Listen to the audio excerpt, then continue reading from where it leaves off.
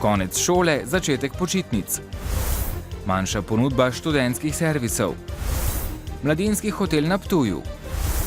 Več 100 ljubiteljev rolanja na mariborskih ulicah.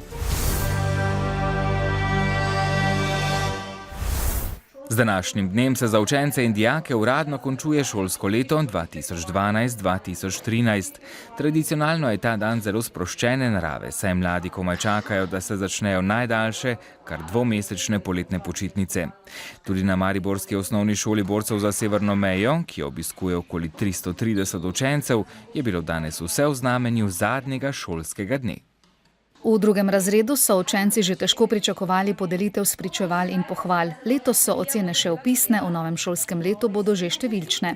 A do takrat je pred njimi 9 brezskrbnih tednov. Imajo nalogo, da morajo uživati, biti na zraku, se veseliti, igrati, skratka neke vrste malo pozabiti na šolo, pa vendarle sem povedala, da pa le pokukajo v zvezke in ponovijo črke. Nekateri bodo šolo vse malo pogrešali. Zagotovo bom brala.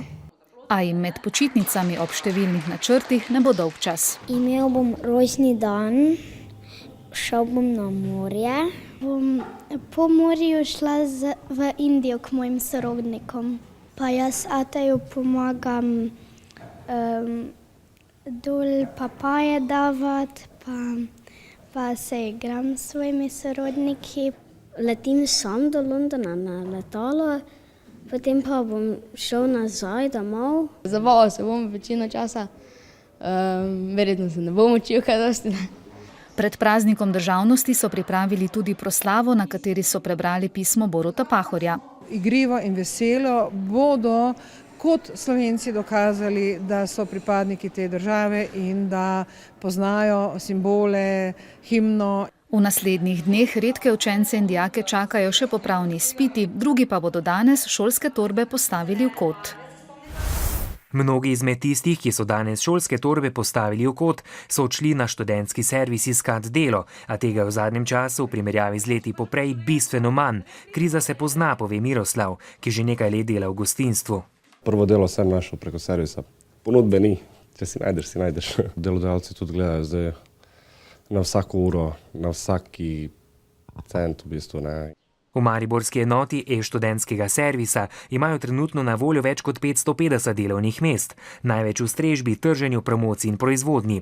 Mamljiva in dobro plačana dela oddajo že v nekaj urah, pripoveduje Maja Lenart. Sploh od leta 2008, ko je nastopila kriza, recesija, je kar za polovico je upadlo, ponudba del je upadla. S tem, da glede na lansko leto je pa upadlo za 30%. Povprečna urna postavka v Mariboru ostaja nespremenjena, 4 evre na uro, a število delodajalcev, ki študentom ne plačujejo, narašča.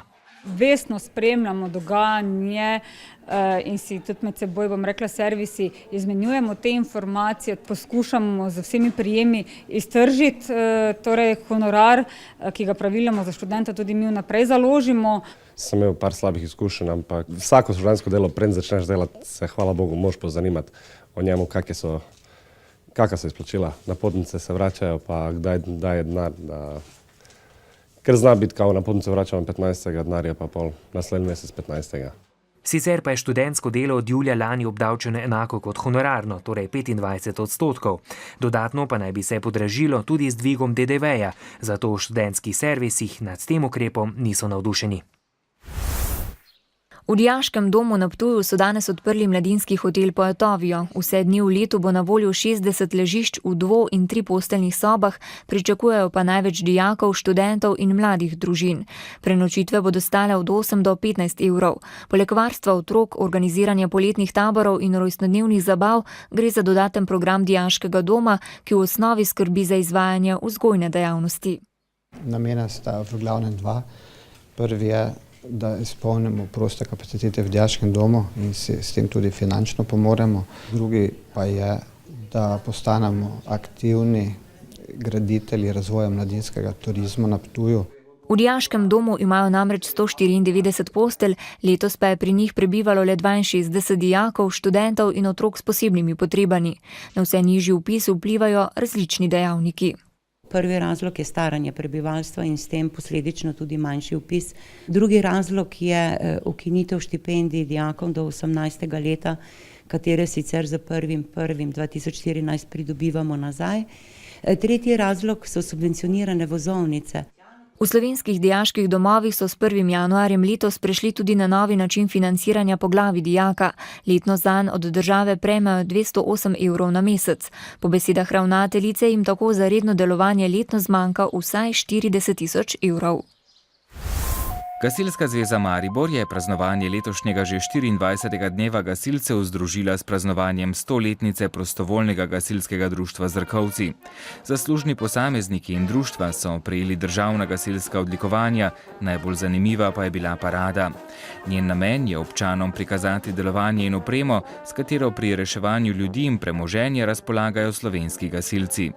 Tokrat je v paradi korakalo 5 ešalonov, v njih pa skupaj 400 pionirjev, mladink in mladincev, aktivnih gasilk in gasilcev ter veteranov. Pred njimi je korakalo 29 praporščakov posameznih gasilskih društev, za njimi pa je vozila kolona gasilskih vozil. V njej so obiskovalci lahko videli moštvena in rodna vozila različnih društev in poklicnih gasilcev Maribor, gasilsko cisterno, vozilo z lestvijo in reševalni čoln. V naselju Prvenci pri Ptuju je v četrtek zagorela mansarda hiše Horvatovih. Požar so pogasili okoliški gasilci, kljub hitri pomoči pa je nastalo vsaj za 40 000 evrov škode. Ogenj je uničil kritino, ostrešje in notranjo opremo. Preiskovalci so ugotovili, da je do požara prišlo zaradi poškodovane električne napeljave. Brez strehe nad glavo je ostala 4-članska družina, ki je pred 2 letoma objekt popolnoma obnovila. Začasno so se preselili k sorodnikom v spodnji del hiše. Danes po noči pa jim je obilno deževje zaradi preluknjene folije, s katero so prekrili streho, še dodatno namočilo stene. Družina je hišo k sreči imela zavarovano. So gasilci bili res zelo pridni, so nam pomagali, so nam že takoj po požari naslednji dan streho prekrili s folijo, ampak očitno ni bila dovolj dobra folija, je malo bila naluknjena in pač dež naredi svojo luknjo, najde voda in smo imeli danes pol nalito. Še tisto, kar ni bilo uničeno, zdaj so stene čist uničene. No. Letošnja osrednja počastitev Dneva državnosti bo zvečer na Kongresnem trgu v Ljubljani. Na ljubljanskih Žalah je minister za obrambo Roman Jakič in delegacija Zveze veteranov, ki jo je vodil predsednik zveze Ladislav Lipič, z vojaškimi častmi položila venca k spomeniku padlim v vojni za Slovenijo.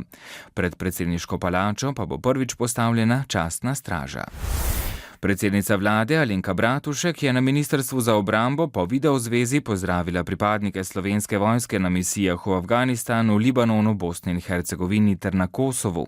Vojaki so premijejki poročali o razmerah na območju, ker službujejo. Bratuškova pa se jim je zahvalila, ker svojim delom utrjujejo ugled Slovenije v mednarodni skupnosti. Minister za zdravje Tomaž Gantar je predstavil predlog zakona o zdravstveni dejavnosti. Gre za enega izmed najpomembnejših zakonov o spremembah v zdravstvu od leta 1992. Vlada želi z njim zagotoviti širšo dostopnost zdravstvene službe in učinkovitejše vodenje javnih zavodov. Predlog zakona med drugim poostruje področje koncesij, prepoveduje oglaševanje zdravstvenih storitev in predvideva združevanje bolnišnic. O polnoči se bodo znižale drobnoprodajne cene naftnih derivatov v Sloveniji. Neosvinčeni 95-oktanski bencin se bo pocenil za 1,3 centa, 100-oktanski za 1,8 centa, dizelsko gorivo pa za 0,2 centa. Pocenilo se bo tudi kurilno olje. Že 10. leto zapored so mariborske ulice in trge včeraj zavzeli ljubitelji rolanja. Več 100 se jih je namreč zbralo na brezplačni športno-rekreativni prireditvi z Rolano mesto. Organizatorji sicer ugotavljajo, da jih je bilo nekaj manj kot lani, ko so jih našteli rekordnih 400, a to ni vplivalo na njihovo dobro razpoloženje. Prireditev z Rolano mesto je primerna za vsakogar, ki obvlada osnove rolanja, trdijo organizatorji, ki si v Mariboru že desetletje prizadevajo za spodbujanje tovrstne rekreacije. Skušamo omogočiti, da se rola tudi po cestišču, ki je običajno vseeno malo bolj gladko. Edini mariborski dogodek, na katerem so ceste, ulice in trgi prepuščeni ljubiteljem rolanja, tako pritegne mlajše in starejše od blizu in daleč. Nimam nekega posebnega razloga, pač ker rada športam, pa je to. Uživam v rolanju tako vsak trenutek samo varnost, se pravi, mečkam bolj gledam tele kocke, mi jih niso prav, ampak gledati asfalt mi je pa špica. Kondicija, zabava, je to. Zakaj pa je fajn rolati? Zato, ker se lahko, ker se kotoji, pa ne rabiš hoditi. Rolanje je sicer ena od oblik rekreacije, ki je primerna tudi za tiste z nekoliko slabšo kondicijo. Zaradi mehkega gibanja pa ne trpijo gležnji, kolena in drugi deli telesa. O primerni zaščitni opremi pa prevelik izziv ne predstavljajo niti luknjasti slovenski pločniki in ceste. V švicarskem Njonu so izvedli žrebanje kvalifikacij drugega kroga Lige prvakov. Maribor, ki je bil med nosilci, je za nasprotnico dobil malteško Birkirkaro. Gre za premagljivo ekipo, ki bo s prvenstvom pričela šele v sredini avgusta in za katero igrajo tudi nogometaši iz Brazilije, Nigerije, Španije in Srbije. Prva tekma bo čez dobre 3 tedne na Malti, povratna pa teden kasneje v Ljudskem vrtu. Manj kot vijoličasti žrebom so zadovoljni s potekom dogodkov glede sestave prve lige v Kidričevem. Na nogometni zvezi so v prvo ligo kot 10. ekipo umestili Krko. To pomeni, da je Aluminij dokončno postal drugoligaš. V Kidričevem vsaj eno sezono ne bodo gledali prvoligaškega nogometa. Pri Aluminiju so se danes vendarle odzvali na odločitev izvršnega odbora Nogometne zveze Slovenije. Ne skrivajo, da so zelo razočarani. Namreč kot v preteklosti smo tudi zdaj prepričani, da so argumenti bili na naši strani. Ne poznamo osnov, na katerih se je odločalo za to, da nismo šli v prvo ligo. Tudi to, da je prišel trener Ante Šimundža, je nekako nakazovalo na to, da bi bili v prvi ligi in tudi pripravljali smo se tako, trenirali smo že cel teden zelo dobro, vzdušje je bilo super, zdaj nas je pa to malo vrglo iz tira. Zdaj morajo prilagoditi priprave za nastopanje v drugi ligi, ki se začne šele avgusta. Novi trener je na krajšem dopustu. O njegovi prihodnosti v klubu nismo dobili točnega odgovora. Ekipa pa naj bi ostala podobno kakovostna, kot če bi igrala v prvi ligi. Vsekakor vam lahko na tem mestu obljubimo, da bo se v Kidričevem igral gledljiv, kvaliteten nogomet, zato bomo naredili vse. Na ta način želijo v Kidričevo po hitrem postopku vrniti prvoligaške dvoboje. V mariborski dvorani Tabor so izpeljali že 15. mednarodni turnir v košarki na vozičkih. Na dvodnevnem tekmovanju 6 moštev iz 5 držav, tokrat je prvič sodelovala ekipa iz Kosovske Mitrovice, so se najbolj veselili košarkarji bosanske Sane, ki so v finalu premagali ekipo Severne Štajerske 56-48. Tretje mesto je osvojil italijanski Treviso, četrto pa hrvaški Gradačac. Ob turnirju so organizirali še likovno kolonijo, ki bo postala stalnica tega tekmovanja. Nekdanji južnoafriški predsednik Nelson Mandela ostaja v kritičnem stanju. Zdravniki v bolnišnici v Pretoriji počnejo vse, kar je v njihovi moči za čim boljše počutje 94-letnega Mandele. Ta se že več kot 2 tedna zdravi zaradi ponavljajoče se pljučnice. V Braziliji so se tudi v nedeljo nadaljevali protesti, ki pa so se po več dneh glasnega izražanja zahtev po institucionalnih reformah in vlaganjih v javne storitve nekoliko umirili. Na ulicah Ria de Janeira se je zbralo okoli 2000 ljudi. Niku Valendi je uspel še en velik podvig. Na 5-centimetrski jekleni žici mu je uspelo premagati 427 metrov širok kanjon v znamenitem Grand Canyonu. Valenda, ki sebe opisuje kot kralja vrvohodstva, je za podvig, med katerim je ravnotežje lovil z 20-kilogramsko palico, potreboval 22 minut in 54 sekund. Dogodek pa so v živo prenašale številne svetovne televizije. Pri tem ni bil povezan z varovalno vrvjo, s tem dosežkom pa je postal prvi Zemljan, ki je po žici prehodil v del ene največjih ameriških naravnih znamenitosti. Neprijazno mrzlo vreme se bo nadaljevalo tudi v prihodnjih dneh. V torek bo spremenljivo do pretežno oblačno, občasno bodo še manjše krajevne padavine, deloma plohe. Največ sončnega vremena bo ob morju. V vzhodni Sloveniji bo še pihal severni veter. V sredo in četrtek bo dopoldne dokaj sončno, popoldne pa bodo nastale krajevne plohe in posamezne nevihte.